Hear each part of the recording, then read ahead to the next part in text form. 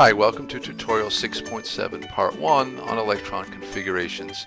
We'll have 3 of these. This is just the first of 3.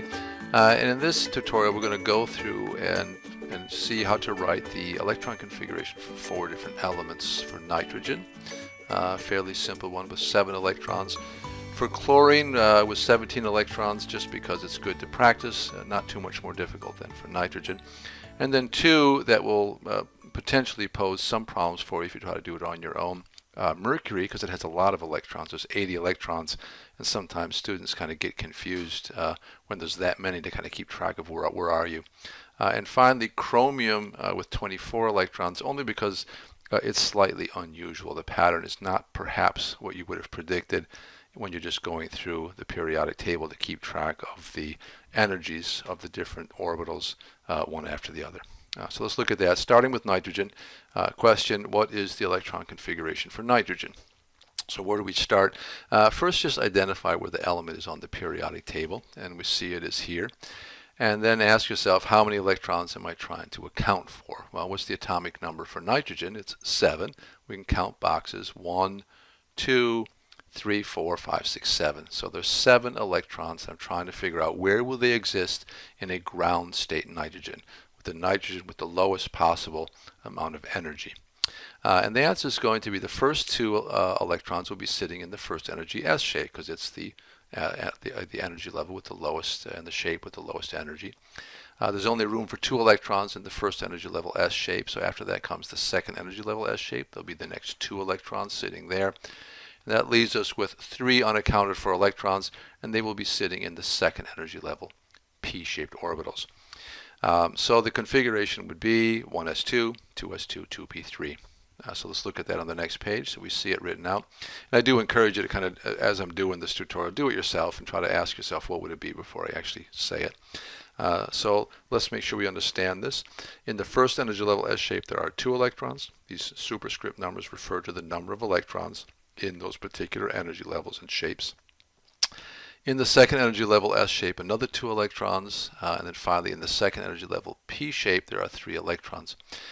Now, what this way of writing, this kind of shorthand notation of the electron configurations obscures, is where those electrons are sitting in the second energy level P shape. So recall that in the P subshell in the second energy level, there are actually 3 orbitals, 3 different orientations in space of those kind of teardrop-looking electron distributions.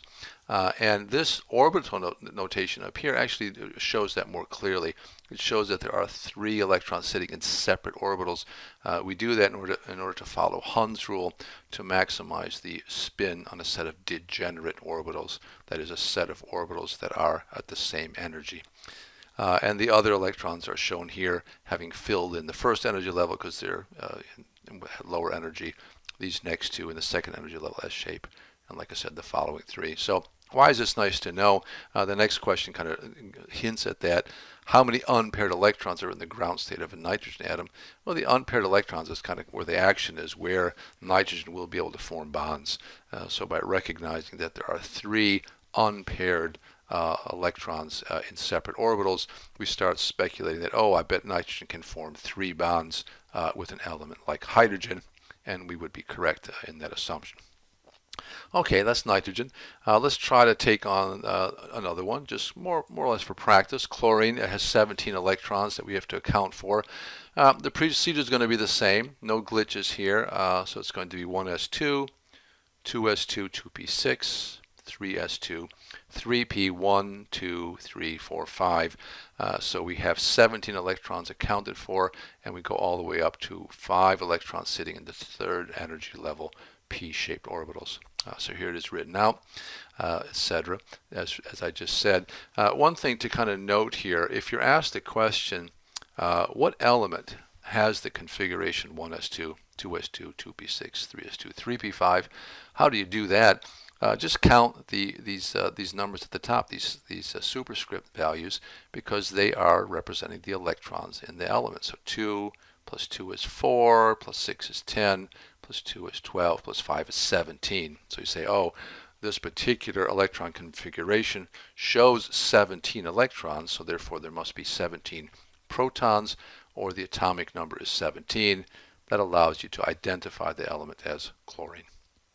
Okay, how many unpaired electrons? We can see it here, just one. I put on a separate slide.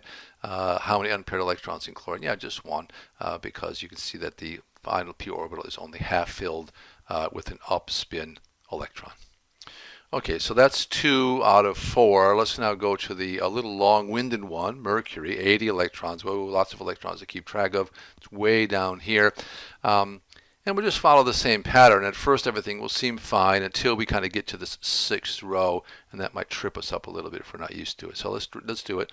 The first 2 electrons of the 80 will be sitting in the 1s, and the next 2 in the 2s, the next 6 in the 2p, the next 2 in the 3s, next 6 in the 3p, next 2 in the 4s. And we remember, that's right, that the 3ds, although the third energy level has a D-shaped orbital, is actually slightly higher in energy when there are no electrons in it than the fourth energy level S-shaped orbital. So these 2 elements here are going to start filling in the 4s before the 3d. Then we fill in the 3ds with 10 electrons. How do I keep track of this 10? Well, you probably just kind of memorize that after a while, or you remember that these are the D-shaped orbitals that correspond to an L value of 2. So therefore, with the orientations in space are between -2 and 2. Therefore, if you count them out in your head, -2, -1, 0, 1, 2, that's 5 orientations in space. 2 electrons per orbital, that's a total of 10. Or you just remember that the D block always has 10.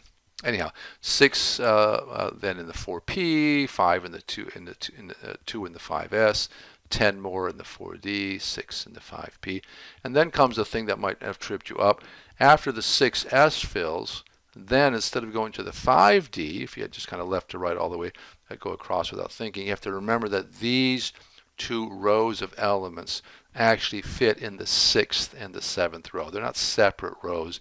They're just for convenience written down below the periodic table to make room for the table. So in your mind, slip those in between here, the 6s and the 5ds. And that is in the 6th and in the 7th rows. In any case, the 6s fills, and then the 4f. There are 14 boxes here.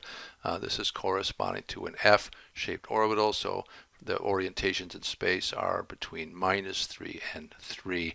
If you count those up, you'll see that there are 7 different orientations in space for F orbitals. And finally, after 4f14, we can finish up with the 5th energy level D shape, and there's 10 of those. So that's a lot to keep track of, but just write them out one after the other, and I don't think you're going to have too much trouble. Here it is all written out. 1s2, 2s2, we're over here, 2p6, then 3s2, 3p6, 3s2, 3p6, etc. I don't want to go through them all again, and you'll see that they're all there.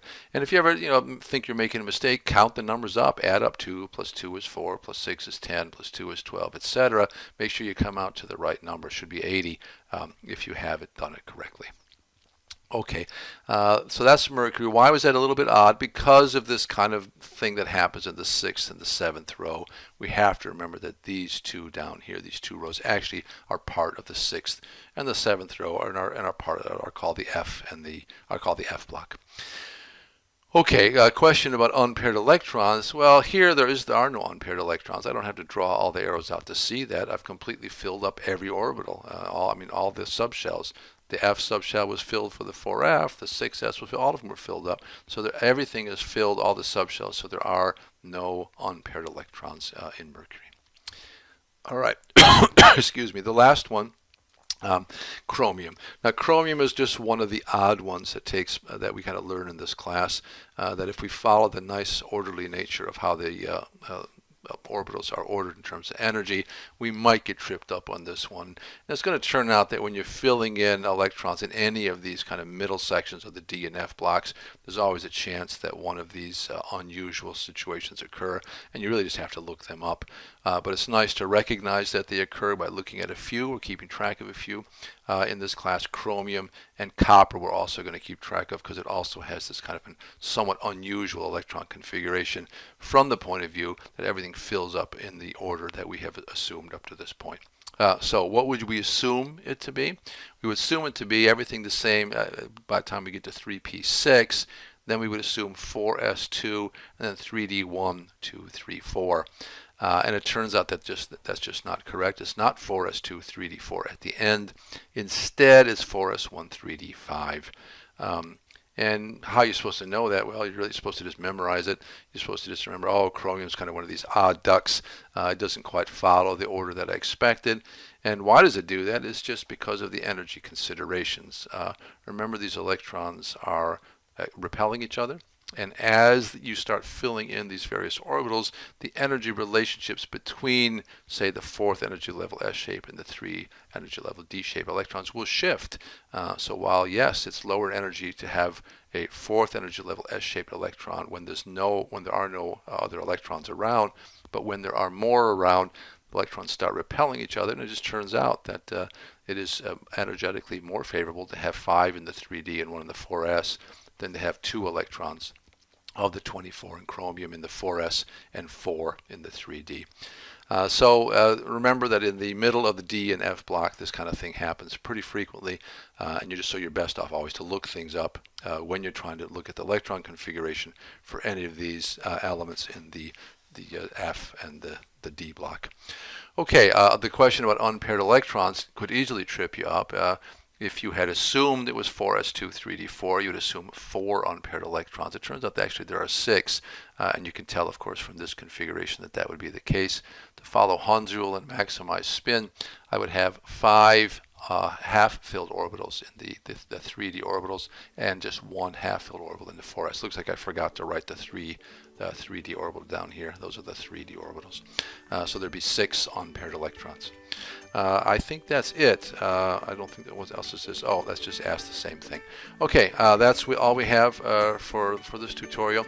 There's a fair amount to keep track of. This is just practice. You got to keep looking at these, go through the periodic table, and just keep trying to write the electron configurations out. And as we start using these configurations to make predictions about bonding, you'll see both the value of it, and you'll just be more practiced in doing it. Great. Okay, we'll do it together in class, and we'll practice then. So good luck with the tutorial, and with this tutorial, and good luck with practicing on the quiz itself. And we'll see how you do in class. Thanks.